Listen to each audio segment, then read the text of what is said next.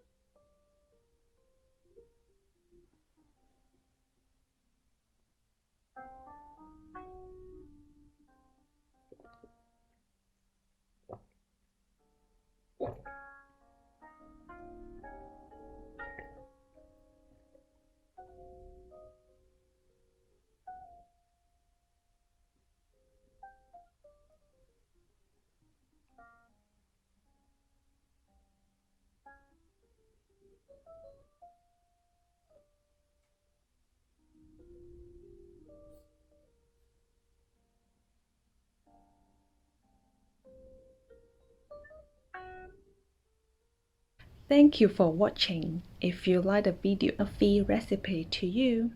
Thank you.